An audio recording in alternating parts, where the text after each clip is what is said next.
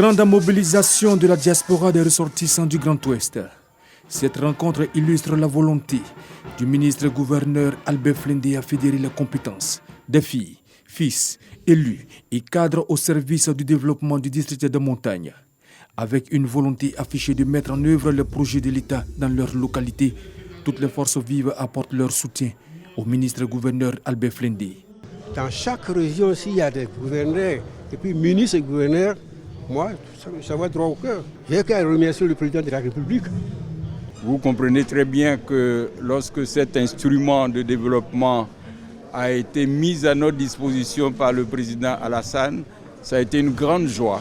Le nouveau district de montagne favorisera également la coordination, l'évaluation ainsi que le suivi de la bonne exécution des programmes et des projets de développement pour le bien-être des femmes, mais aussi des acteurs de la culture. Nous lui avons dit que nous le soutenons dans sa politique de développement. En le soutenant, bien évidemment, nous soutenons aussi la politique de développement du président Alassane Ouattara. Et nous lui avons dit que les femmes du district autonome des montagnes sont à sa disposition. Les premières sorties d'un homme d'État qui associe l'image des artistes, c'est déjà quelque chose de merveilleux.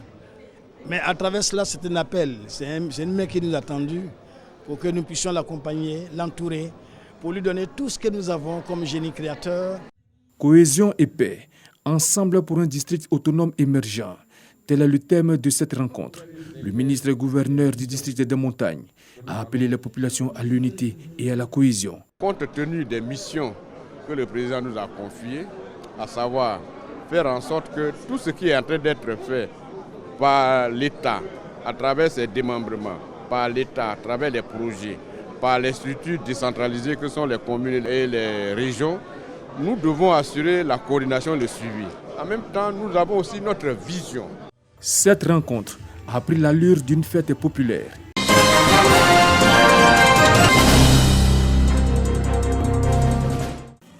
Ce rendez-vous est désormais une tradition dans la Cité des Affaires. Nous sommes à la 3e édition de la Journée d'excellence, moment de récompense des meilleurs élèves du plateau.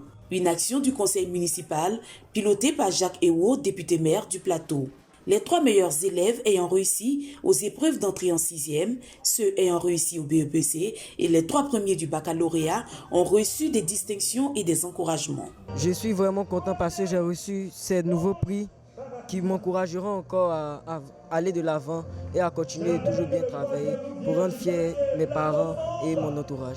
À travers cette action, le premier magistrat de la commune veut créer une saine émulation entre les élèves. Remise de bourses d'études, de kits scolaires et ordinateurs aux apprenants pour faciliter leurs conditions d'apprentissage. Au total, 1119 élèves bénéficiaires pour un montant global de plus de 110 millions de francs CFA.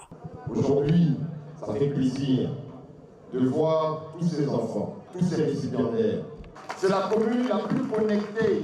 On aime bien étudier, on aime bien travailler, on aime bien se former. Pour que tout le monde puisse se retrouver dans cette vision, il faut que vous preniez des dispositions pour que l'année prochaine encore on puisse améliorer les choses et vous inviter encore plus. L'Institut de formation éducative féminine du plateau IFEF a également reçu du matériel didactique.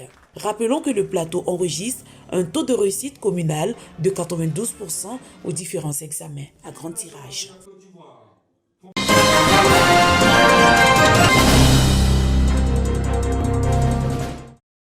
72 artistes et groupes artistiques sélectionnés sur 801 candidatures seront en attraction à l'occasion de la 12e édition du Massa, marché des arts du spectacle d'Abidjan, prévu au mois de mars 2022.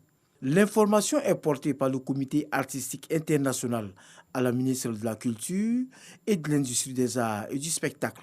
Ça a été difficile parce que les instructions fermes ont été données.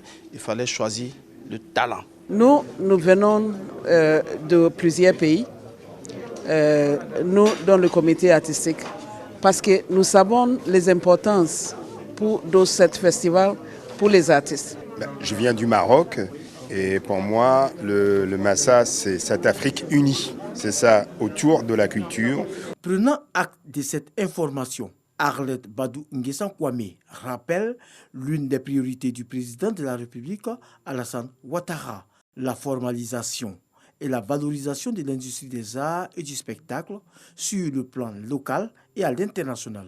Nous avons donné des instructions fermes à l'équipe qui dirige aujourd'hui le Massa pour que le Massa 2022 soit dans la vision du président de la République, son Excellence Alassane Ouattara.